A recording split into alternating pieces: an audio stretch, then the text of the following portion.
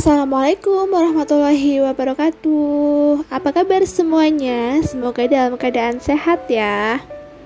Untuk teman-teman yang lagi nggak sehat atau sakit, semoga Allah segera angkat penyakitnya. Amin. Alhamdulillahirabbil alamin. Hari ini aku bisa share video lagi. Nah, di video kali ini aku mau bahas alokasi gaji 50.000 per hari. Ada yang request lewat DM Instagram. Nah, di sini aku coba untuk jabarin dan coba untuk menjelaskan ya. Sebelumnya mohon maaf ya teman-teman. Di sini aku bukan ahli dalam keuangan, tapi di sini aku hanya sharing. Jika nanti teman-teman ada usulan atau saran, nanti bisa tulis di kolom komentar ya. Nanti kita diskusi bareng-bareng. Dan sebelumnya terima kasih juga untuk teman-teman yang udah klik video ini. Jangan lupa buat like video ini dan share ke teman-teman kalian ya. Dan yang belum subscribe, jangan lupa di subscribe. Oke, kita lanjut ke videonya ya teman-teman. Di sini aku nulis dulu rinciannya. Nah, jadi di DM Instagram itu beliau kondisinya itu di rumah ada 2 dewasa dan 2 anak. Dengan income atau pendapatan 50.000 per hari. Nah, untuk teman-teman yang kondisinya sama, nanti bisa dicek lagi, bisa ditelaah lagi ya video aku ini. Barangkali nanti ada saran atau usulan, nanti bisa tulis di komen. Dan barangkali video aku ini bermanfaat dan bisa membantu teman-teman. Alhamdulillah wa syukurilah ya, nanti bisa diterapkan. Seberapapun gaji kita, itu patut kita syukuri ya teman-teman, karena itu adalah rezeki yang sudah Allah berikan kepada kita. Nah, untuk selanjutnya bagaimana kita untuk mengelolanya dan memberikan kebutuhan yang cukup untuk keluarga kita. Oke, di sini selain rincian di atas, beliau juga punya kewajiban yang harus dibayarkan. Nah, yang pertama itu ada cicilan sebesar 200.000, lalu ada uang sampahnya 25.000 dan uang listriknya 100.000. Selanjutnya di sini aku bagikan 30 hari ya, jadi biar kelihatan per harinya itu di budget berapa. Dan di sini untuk cicilan kan 200.000 ya, dibagi 30 hari itu kurang lebih 7.000 per hari ya. Dan uang sampahnya dibagi 30 hari kurang lebih 1.000 per hari, dan uang listriknya kurang lebih 4.000 per hari. Dan di sini untuk total kewajibannya sebesar 12.000 per hari. Nah, untuk selanjutnya yaitu kebutuhan untuk sehari-hari. Yang pertama di sini aku tulis beras. Berasnya itu 200.000 per bulan ya. Nah, kalau dibagi 30 hari itu jadi 7.000 per hari budgetnya. Selanjutnya untuk belanja itu seperti minyak goreng, tepung, gas, dan juga perlengkapan mandi dan lain-lain. Budgetnya sebesar 300.000 per bulannya ya, dan untuk perharinya jadi 10.000.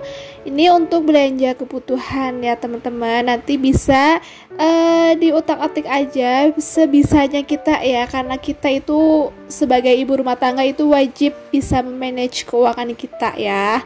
Dan selanjutnya untuk belanja harian itu 15.000 per hari. Jadi untuk total kebutuhan ini semua ya, mulai dari belanja harian, beras, belanja kebutuhan itu totalnya 32.000 per hari.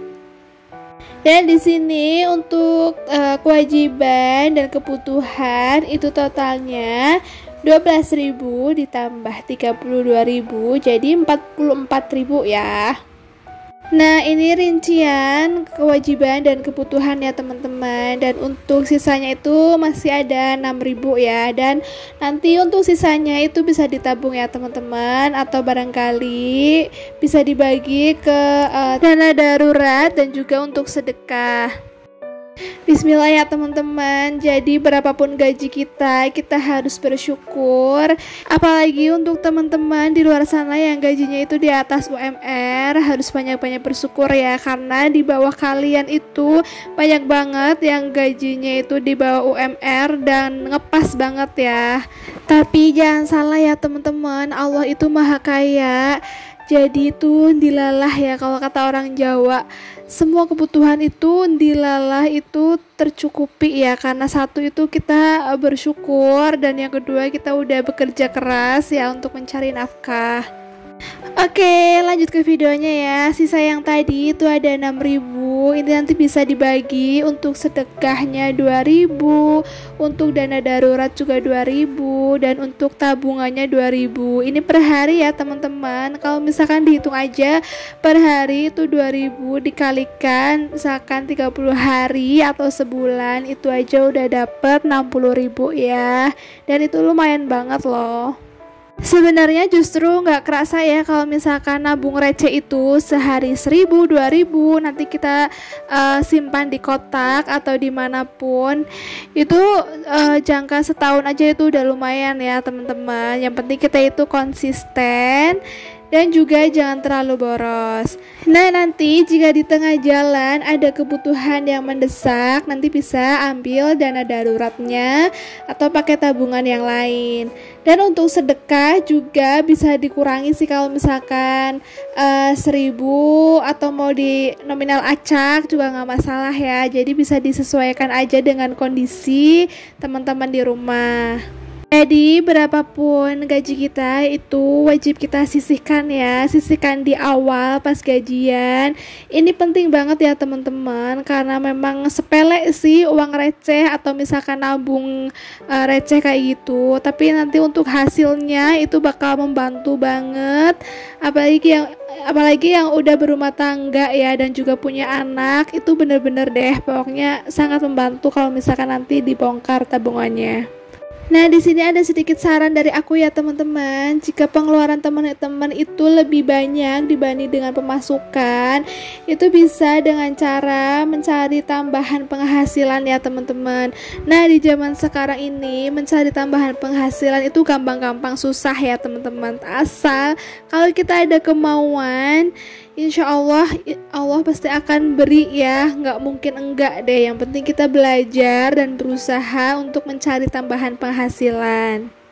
Nah, untuk contoh-contoh mencari tambahan penghasilan ala aku ya, yang seperti aku lihat di zaman yang sekarang ini di media sosial, yaitu bisa dengan cara jualan online atau bisa memulai menjadi konten kreator. Jadi kayak membuat video seperti aku ini, membuat video lalu di-share ke media sosial yang besar seperti TikTok, YouTube, Instagram, dan juga Facebook, dan itu hasilnya lumayan banget kalau misalkan berhasil ya, sampai puluhan juta.